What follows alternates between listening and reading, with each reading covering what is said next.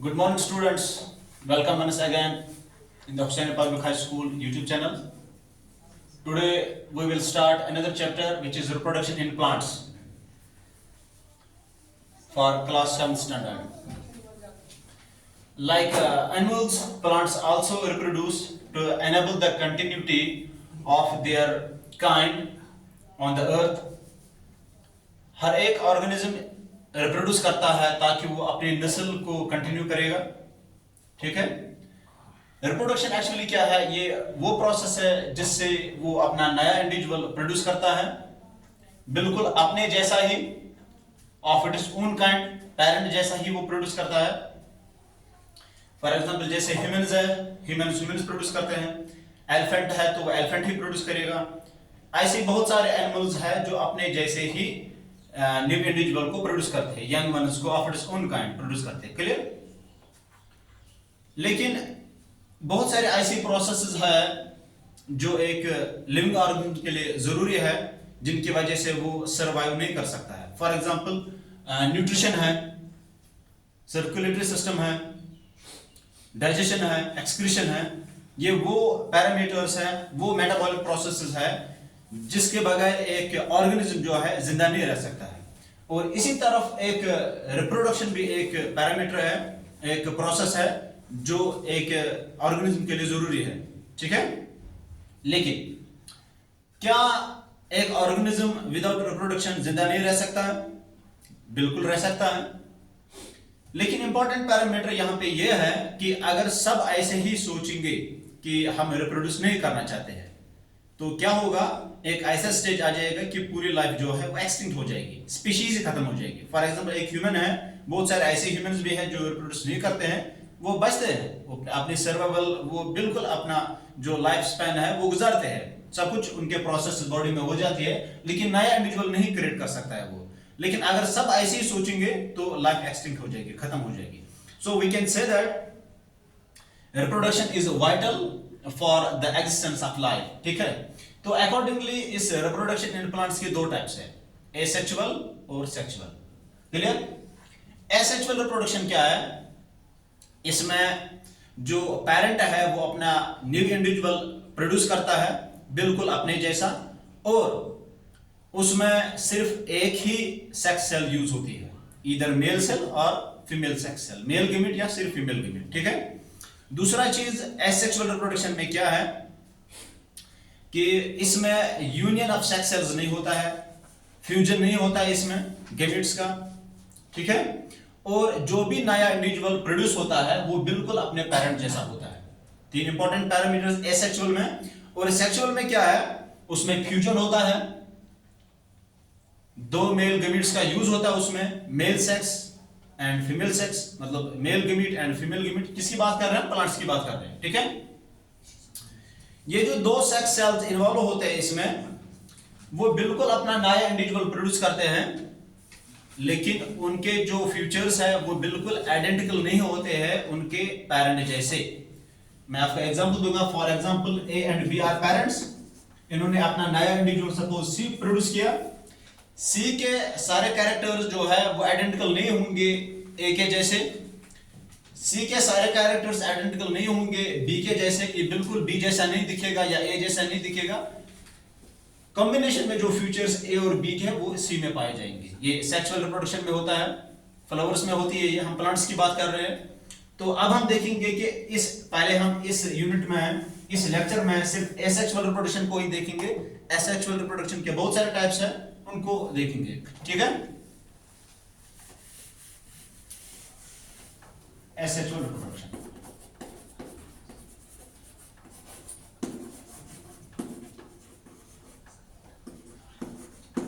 क्योंकि हमने पहले ही बात की कि एसेक्सुअल रिप्रोडक्शन में सिर्फ एक ही गैमेट का यूज होता है, एक ही मेल सेक्स का यूज होता है, और ये बिल्कुल अपना इंडिविजुअल प्रोड्यूस करता है अपने जैसा। ठीक है, इसमें फ्यूजन का, गैमेट्स का फ्यूजन नहीं होता है।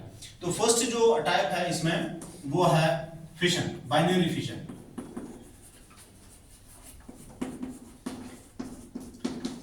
क्योंकि नाम से ही पता चलता है कि बाइनरी का मतलब है दो, और फिशन का मतलब है डिवाइड होना, सेपरेट होना।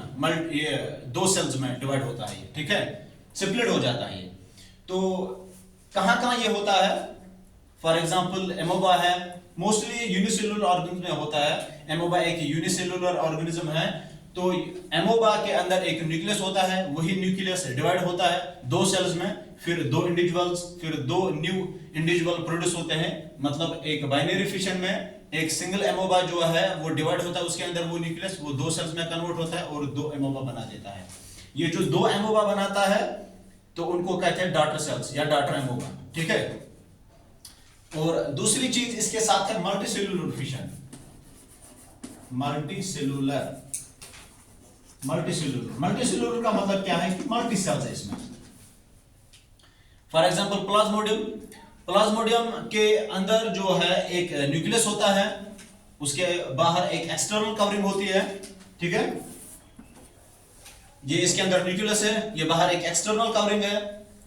क्योंकि मल्टीसेलुलर है, जब ये डिवाइड होता है तो ये बहुत सारे न्यूक्लियस बना देता है, ठीक है। बहुत सारे न्यूक्लियस बना दिए। अब ये एक्सटर्नल कवरिंग है, टाइम के साथ साथ ये रप्चर हो जाती है, फट जाती है, ठीक है। और यही सारे न्यूक्लियस बाहर आना शुरू कर देते हैं और हर एक न्यूक्लियस अपना नया इंडिविजुअल बना देता है, ग्रो हो जाता है नया इंडिविजुअल, ठीक है। तो इसके बाद है सेकंड टाइप क्या है, बडिंग। बडिंग को हम देखेंगे।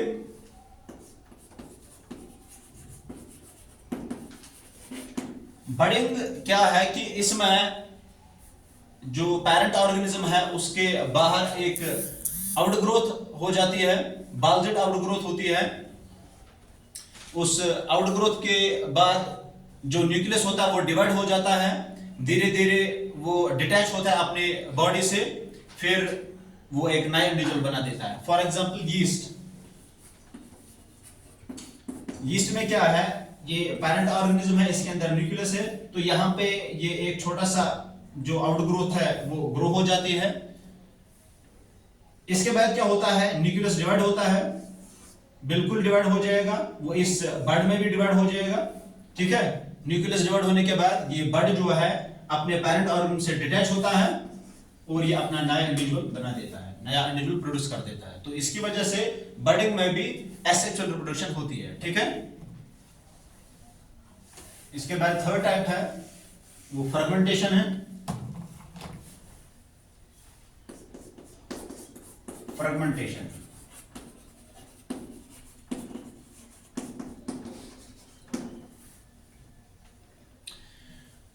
कुछ ऑर्गेनिज्म फिलामेंटस टाइप होते हैं। फॉर एग्जांपल आपने देखा होगा स्पाइरोगैरा,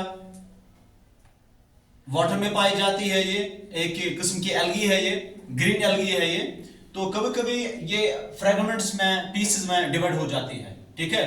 फिर हर एक पार्ट जो है, हर एक फ्रेगमेंट फिर एक अलग अलग नया इंडिविजुअल बना देता है। तो इसकी मदद से फ्रेगमेंटेशन की मदद से एसेक्सुअल रिप्रोडक्शन में हर एक नया फ्रेगमेंट, हर एक नया पीस एक नया इंडिविजुअल बनता है, एक नया ऑर्गेनिज्म बन देता है, ठीक है।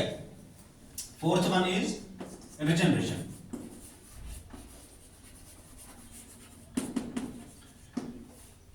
क्योंकि आपने देखा होगा कि गार्डन में घास आता है, लॉन ग्रास को हम काटते हैं, कुछ दिन के बाद ही फिर वो लॉन ग्रास जो है फिर से रिग्रो हो जाता है, ठीक है। इसका मतलब है कि हर एक ऑर्गेनिज्म चाहता है कि वो अपनी जो डेड सेल्स है उनको रिपेयर करने की, ठीक है, और फिर से रिग्रो करते हैं जो लॉस्ट सेल्स होते हैं उनके। सिमिलरली ऐसे ही कुछ ग्रासेस है, ऐसे ही कुछ सेल्स है जो डिके हो जाते हैं या हम इनको काटते हैं, फिर से वो रिजनरेट हो जाते हैं। तो ऐसी एबिलिटी जो एक ऑर्गेनिज्म में है जिससे वो अपने लॉस्ट सेल या डैमेज्ड सेल को फिर से रिग्रो कर, उसको रिजनरेशन कहते हैं, ठीक है। और लिविंग ऑर्गन जो प्लांट्स हैं उनमें ज्यादा रिजनरेशन की शक्ति है as compare to animals. Clear. इसके बाद हम देखेंगे fifth point, that is spore formation.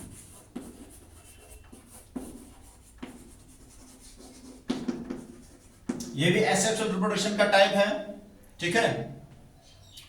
यहां पे कोई भी ऑर्गन जो है मेल ऑर्गन या फीमेल ऑर्गन वो यहां पे यूटिलाइज नहीं होता, इसलिए कोई भी सीड भी नहीं प्रोड्यूस होगा, ठीक है। तो एक्चुअली जो स्पोर है कुछ ऐसे प्लांट्स हैं जिनमें बहुत सारे स्पोर्स प्रोड्यूस हो जाते हैं जिनको सैक लाइक स्ट्रक्चर्स कहते हैं, स्पोरेंजा जिसको कहते हैं। तो ये स्पोरेंजा जब ये बहुत सारे स्पोर्स प्रोड्यूस करता है फिर ये बर्स्ट हो जाता है। बर्स्ट होने के बाद ये एनवायरनमेंट में एयर के साथ आ जाता है, फिर हर एक स्पोर जो है वो अपना नया इंडिविजुअल प्रोड्यूस कर देता है। ठीक है, तो ये स्पोर फॉर्मेशन है। और इसके बाद लास्ट वन जो है वो वेजिटेटिव प्रोपगेशन है।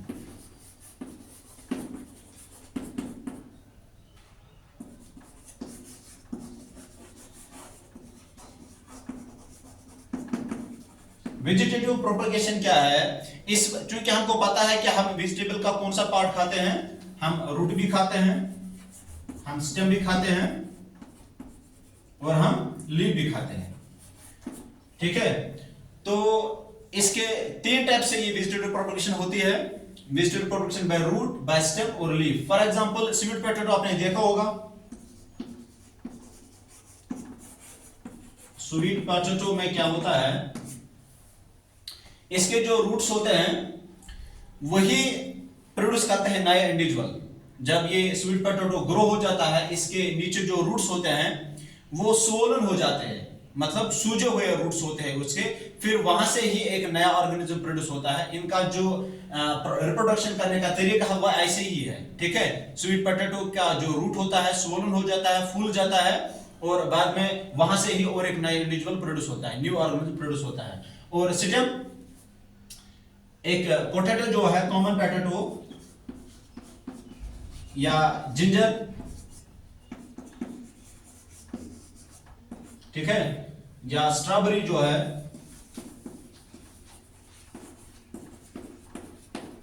वो वेजिटेटिव प्रोपगेशन का सिस्टम हो जाते हैं। फॉर एग्जांपल हमने देखा होगा कि पोटैटो के ऊपर कुछ स्कार्स होते हैं आई शेप्ड, है ना, तो फिर वही आई शेप्स जो है वहां से ट्यूबर्स स्प्राउट हो जाते हैं, जर्मिनेट हो जाते हैं, फिर वहां से ही एक नया इंडिविजुअल, नया जो ऑर्गेनिज्म है प्रोड्यूस होता है। बिल्कुल जिंजर में भी ऐसा होता है, स्ट्रॉबेरी में भी ऐसा होता है। स्ट्रॉबेरी जब ग्रो होता है उसके बाद में उसी का जो स्टेम का पोर्शन होता है वो जमीन के सहारे ही चलता है, ठीक है, जिनको हम रनर्स कहते हैं, फिर वहां से ही वो रूट्स देता है तो एक नया इंडिविजुअल प्रोड्यूस होता है।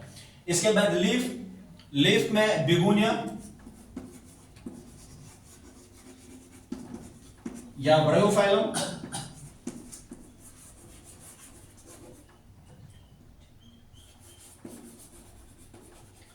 जब ये पेड़ से उतर जाता है, ये लीफ बिगोनिया या ब्रायोफाइलम के पेड़ से जब ये उतर जाता है, उतरने के बाद इस लीफ के मार्जिन पे कुछ बड स्ट्रक्चर्स होते हैं।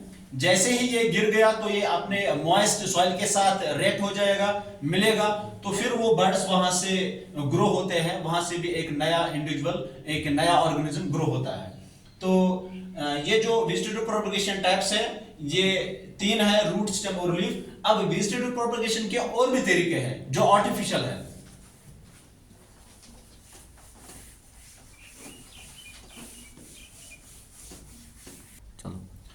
इसके बाद और एक टाइप है एसेक्सुअल रिप्रोडक्शन का, जो वेजिटेटिव प्रोपगेशन का ये है वो आर्टिफिशियल मेथड से,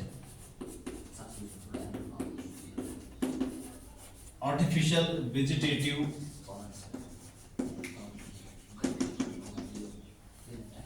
प्रोपगेशन।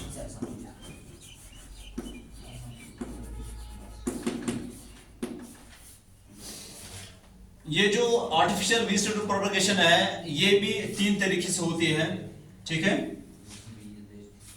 नंबर फर्स्ट जो है स्टेम से होती है, नंबर सेकंड ग्राफ्टिंग से होती है और नंबर थर्ड लेयरिंग से होती है।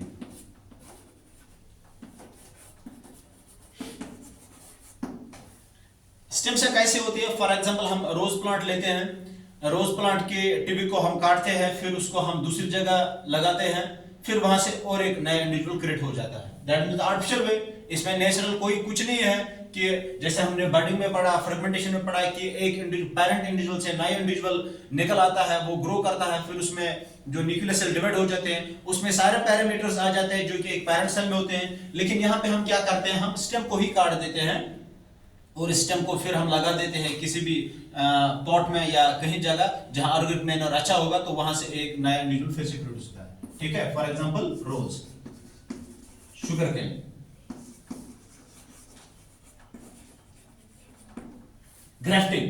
ग्राफ्टिंग एक आर्टिफिशियल टेक्निक है, किसके लिए? वेजिटेबल प्रोपगेशन के लिए। यहां पे हम क्या करते हैं, हम एक स्टॉक लेते हैं, दो हिस्से रहते हैं इसके, और सियान। स्टॉक क्या है, इसमें भी कुछ ऐसे पैरामीटर्स होने चाहिए। फॉर एग्जांपल मैंगो जो है, अल्फांसो फेमस मैंगो है, गुजरात में पाया जाता है, या एप्पल ट्री में ये होता है, बहुत सारे ट्रीज में ये आजकल होता है। तो स्टॉक जो है ये ऐसा लिया जाता है जो डिजीज रेजिस्टेंट हो, वाटर रेजिस्टेंट हो। फॉर एग्जांपल अगर हम एप्पल की बात कहेंगे तो M6 M9 के जो रूट्स होते हैं उनको लिया जाता है, ठीक है। तो अगर पानी ज्यादा हो जाएगा तो रूट नॉट होने का खतरा नहीं होता है। तो ये जो स्टॉक होता है ये डिजीज रेजिस्टेंट होता है, वाटर रेजिस्टेंट होता है। तो ये जो फ्यूचर्स इसमें है ये इंपॉर्टेंट होते हैं। इसके बाद हम सियान जो है वो किसी और से, हम किसी और प्लांट से, सेम प्लांट से, जो फॉर एग्जाम्पल हमने एप्पल ट्री की बात की है तो स्टॉक भी एप्पल ट्री का ही होना चाहिए और सियान भी एप्पल ट्री का ही होना चाहिए। क्लियर? तो सियान जो है वो भी ऐसा होना चाहिए जो हाइब्रिडाइज्ड हो, मतलब जो प्रोडक्शन अच्छा देगा। फॉर एग्जाम्पल आजकल जो रेड गाला है, फेमस है एप्पल की कैटेगरी में। अगर हमने M9 या M6 का रूट लिया, फिर इसके ऊपर हमने सियान रेड गाला का लिया, वो इसमें हमने इंसर्ट कर दिया, तो एक नया प्लांट प्रोड्यूस हो गया। फिर जब वो फ्रूट्स बेयर करेगा, वो वैरायटी, उसमें बहुत सारे हाइब्रिडाइजेशन के फीचर्स होंगे। क्लियर? तो ये ग्राफ्टिंग है। इसके बाद लेयरिंग है। लेयरिंग में एक्चुअली क्या होता है, एक ऑर्गेनिज्म जब ग्रो होता है, फॉर एग्जांपल जैस्मीन का ये प्लांट है, जब ये ग्रो हो जाएगा फिर यहां से ही एक पोर्शन ऑफ प्लांट को हम थोड़ा सा टिल्ट करते हैं, बेंड करते हैं, फिर उसके ऊपर मिट्टी को डालते हैं, सॉइल को इसके ऊपर रखते हैं, इस पोर्शन जैस्मिन के पोर्शन के जो हमने बेंड किया है, फिर नीचे से ही, इसी सिस्टम के नीचे से ही रूट्स निकल आते हैं। तो एक नया इंडिविजुअल फिर से क्रिएट हो गया, नया जो प्लांट है फिर से ग्रो हो गया। तो ये तीन तरीके जो है ये आर्टिफिशियल वेजिटेटिव प्रोपगेशन के है सिस्टम से। हमने रोज वगैरह देखा, ग्राफ्टिंग से हमने स्टॉक और सियान का देखा, एप्पल ट्री में पाया जाता है, और लेयरिंग जैस्मिन से। इसके बाद और एक टेक्निक है जो कि साइंटिफिक टेक्निक है, जिसको हम टिश्यू कल्चर बोलते हैं। टिश्यू कल्चर क्या है, हम किसी भी प्लांट से कुछ टिश्यूज लेते हैं, फिर इन टिश्यूज को हम केमिकल में रखते हैं। केमिकल में इसलिए रखा जाता है ताकि वो थोड़ा सा ग्रो हो जाएंगे। ग्रो होने के बाद हम इनको ऑर्गेनिक मैन्योर में डालते हैं। जैसे ही वो उस केमिकल में स्प्राउट हो गए, जर्मिनेट हो गए, फिर हम उनको वहां से उठा के किसी ऐसी पॉट में रख देते हैं जहां पे कुछ ऑर्गेनिक मैन्योर डाला होगा हमने, तो वहां से फिर वो एक इंडिविजुअल, अलग अलग इंडिविजुअल ग्रो होता है। तो टिश्यू कल्चर जो है एक नई टेक्निक है जिसे हम, मोस्टली ये साइंटिफिक टेक्निक है, जहां मेडिसिनल प्लांट्स की यूटिलाइजेशन ज्यादा है, वहां पर हम ये इस्तेमाल करते हैं। तो इस तरीके से एसेक्सुअल रिप्रोडक्शन के सारे टाइप्स हमने डिस्कस किए हैं। कल नेक्स्ट लेक्चर में हम देखेंगे इंशाल्लाह सेक्सुअल रिप्रोडक्शन, जहां हम देखेंगे कि एक जो भी प्लांट है उसमें दो गेमेट्स का यूज है, मेल गेमेट और फीमेल गेमेट्स, तो वो कैसे काम करते हैं। टिल देन, खुदा हाफिज।